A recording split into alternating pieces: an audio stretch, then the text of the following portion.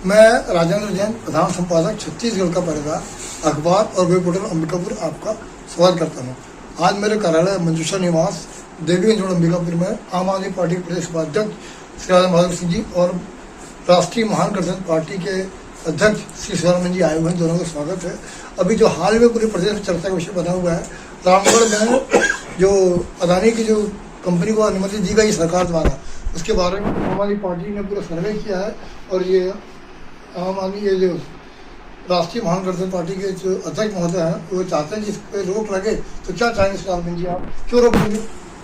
देखिए, रोक तो इसलिए लगे कि इससे पर्यावरण पर बहुत दुष्प्रभाव पड़ेगा जी, और इसका जो दुष्प्रभाव है हम लोग पर तो पड़ेगा ही, क्योंकि हम लोग ज्यादा नजदीक हैं जी। इसका दुष्प्रभाव जो आसपास के जो एरिया है, मतलब समझ जाए, अभी कुछ दिन पहले हमारी एक गोष्ठी हुई थी जिसमें कि क्या बोलते हैं, मध्य प्रदेश, झारखंड, उत्तर प्रदेश, रायपुर और भी पूना से विशेषज्ञ आए हुए थे जी। तो उनके बातों से लगा, जो वो स्पेशलिस्ट थे, पर्यावरणविद थे, तो उन्होंने कहा कि इसका जो प्रभाव है दूसरे प्रांतों पर भी पड़ेगा, यहाँ के लोगों पर तो पड़ेगा ही पड़ेगा।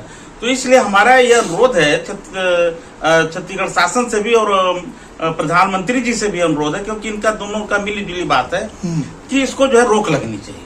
मैं जानना चाहूंगा राजेंद्र बहादुर सिंह जी से कि आपकी पार्टी ने वहाँ निरीक्षण भी किया है और आप खुद गए थे वहाँ पर, तो क्या पाया सर आपने वहाँ? सबसे पहले तो पत्थर में दरार पाए और आम आदमी से हम लोगों ने चर्चा किया वहाँ जी।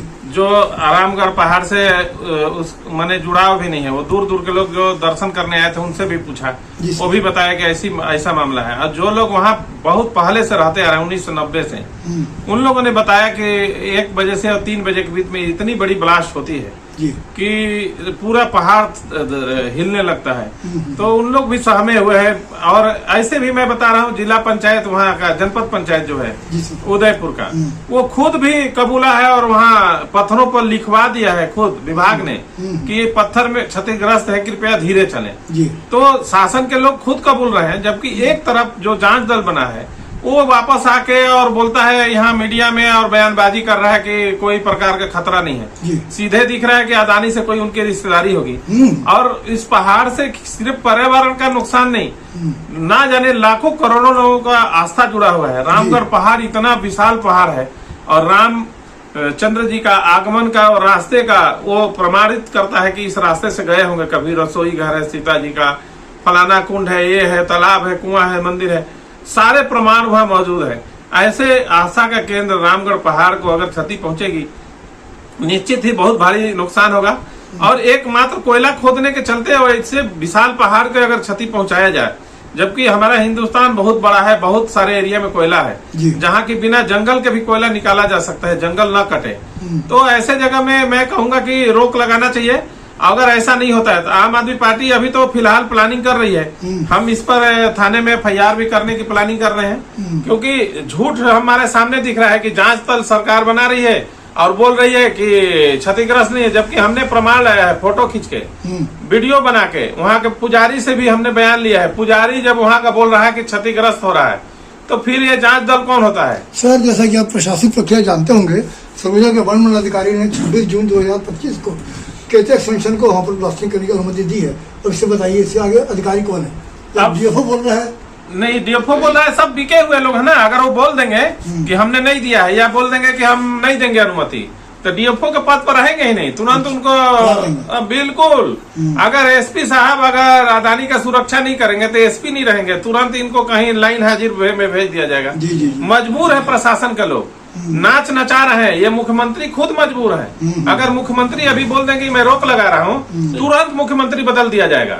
इसलिए सब डरे सहमे हुए लोग हैं। और जब तक सरगुजा के मूलवासी आगे नहीं आएंगे, मैं अनुमान लगा रहा हूँ, शहर वासियों से वो रुकने वाला नहीं है।